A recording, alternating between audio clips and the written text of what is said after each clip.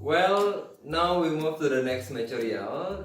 Jadi before we start this material, I have one question for all of you. Pernah nggak kalian di masa lampau mungkin merasa menyesal pernah melakukan sesuatu yang buruk atau kejadian yang kalian tidak inginkan terjadi di masa lalu terjadi?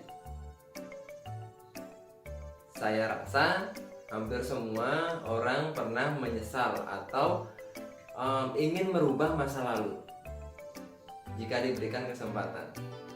Nah, jadi di materi ini kita akan membahas tentang if conditional sentence type 3, yang mana tipe pengandaian ini sangat berhubungan erat dengan masa lampau, terutama penyesalan.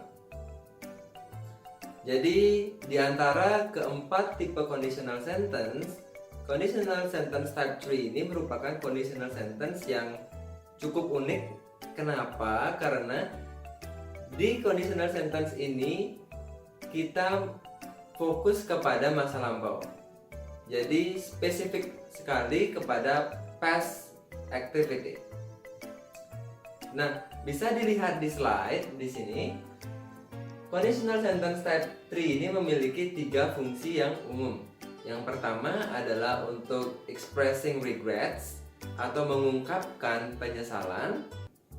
Yang kedua itu adalah wish we could change something in the past, yang mana berarti kita berharap bisa merubah sesuatu di masa lampau.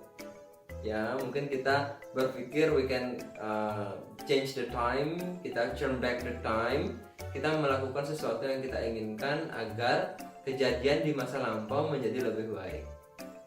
Yang ketiga itu adalah tell someone off about something they did in the past.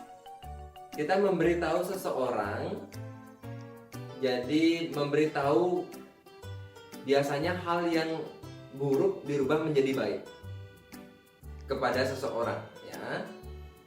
Nah, jadi itu adalah 3 fungsi yang umum digunakan di dalam if conditional sentence type 3. Nah, untuk contohnya, ya, as you can see di sana ada 2 bagian, ada 2 parts, important parts yang ada di semua if conditional sentence. Itu ada condition and also result, ada cause and also effect. Nah, untuk di sini contohnya, if I had worked harder, I would have passed the exam. Jika saja saya bekerja lebih giat, saya akan lulus tes ini. Nah, ini merupakan sebuah contoh pengandaian dari regrets atau penyesalan. Lanjut lagi yang kedua, kita balik, kita rubah resultnya, kita taruh di depan dan situation atau conditionnya kita bawa ke belakang. I wouldn't have gotten bad score if I had studied harder. Jadi saya tidak akan mendapatkan nilai yang buruk jika saja saya belajar lebih giat.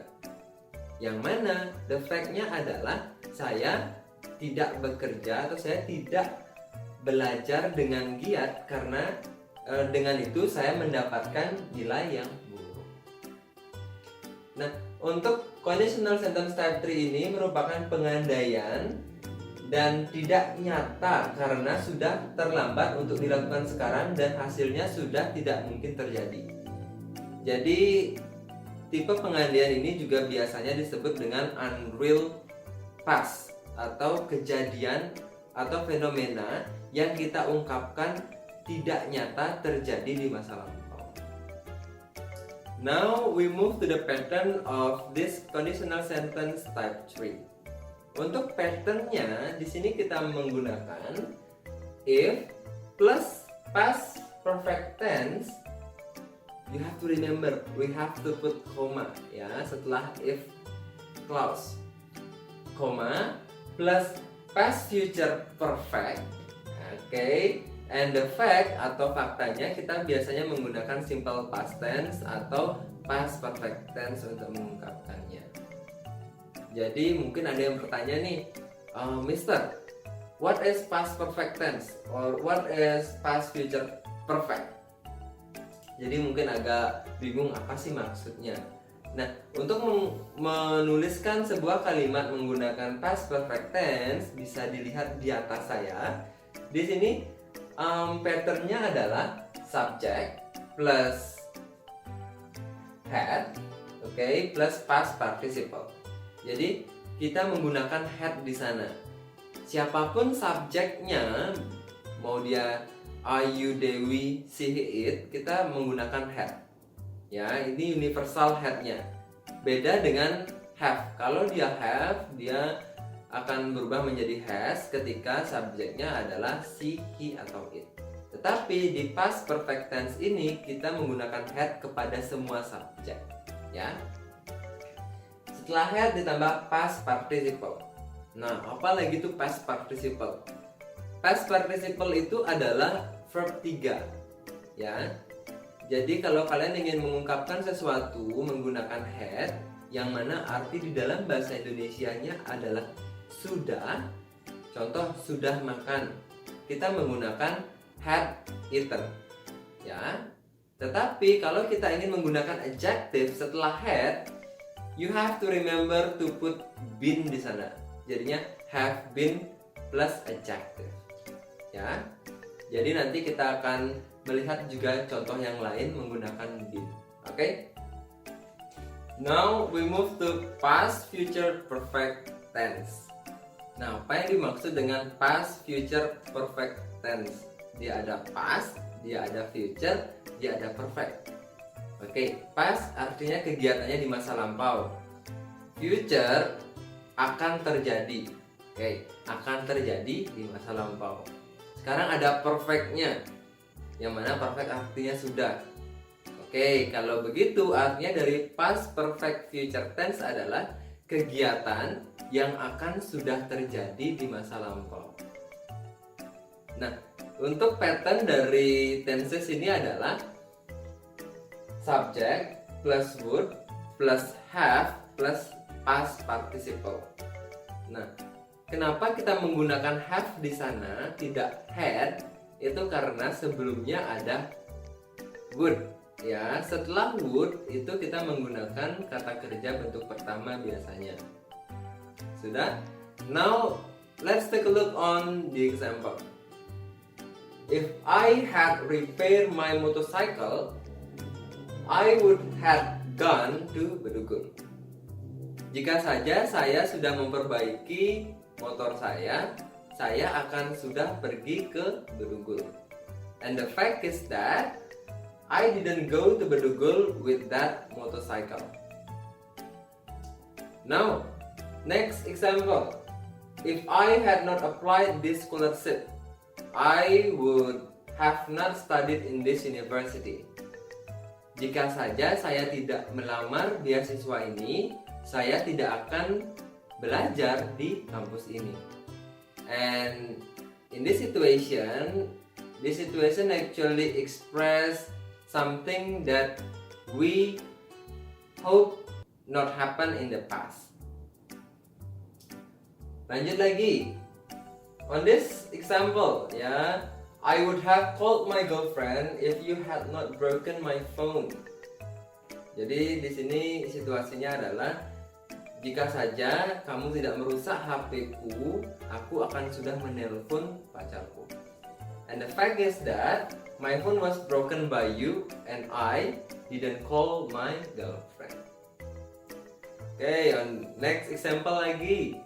Di sini ada if I had eaten my breakfast, I would have not been hungry this afternoon. Jika saja saya sudah sarapan, saya tidak akan lapar siang ini. On this situation mungkin saya mengatakannya pada saat malam hari. Jadi siangnya sudah lewat.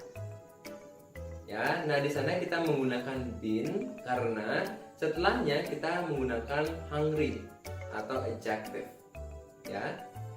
And the fact is that I didn't have my breakfast. Lanjut lagi. If I had finished my job on time, the client would have not been angry to me. Jadi jika saja saya sudah menyelesaikan tugas saya tepat waktu, kliennya tidak akan marah kepada saya. And the fact is that I didn't finish my job on time, and the client being angry to me. So this is the usage of if conditional sentence type 3. Memang dalam penggunaannya ini dikhususkan di kegiatan atau aktivitas atau fenomena di masa lampau yang kita ingin rubah atau yang kita sesali. Ya. Nah, perbedaan dari if conditional sentence type 3 ini dan type 2 itu sedikit berbeda. Kalau di type 2 kita mengumpamakan, kita mengandaikan sesuatu yang mustahil terjadi atau kemungkinan kecil itu bisa terjadi. Tetapi di if conditional sentence type 3 ini kejadian sebenarnya sudah terjadi di masa lampau. Dan kita mengandaikan kegiatan atau kejadian yang berbalik atau tidak berdasarkan fakta di masa lampau. Ya. So that's all about if conditional sentence type 2 and also type 3. I hope all of you understand this concept of material. And if you still confused about this concept, you can contact me directly through WhatsApp or through Google Classroom so I can help you in understanding this concept.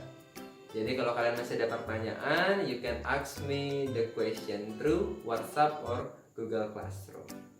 So this is the end of this meeting. I hope all of you are stay healthy, ya, jaga kesehatan, selalu mengikuti protokol kesehatan juga, ya. Karena sekarang banyak ada penyebaran virus yang mungkin terjadi di sekitar kita. So that's it and see you next week. Okay, bye bye.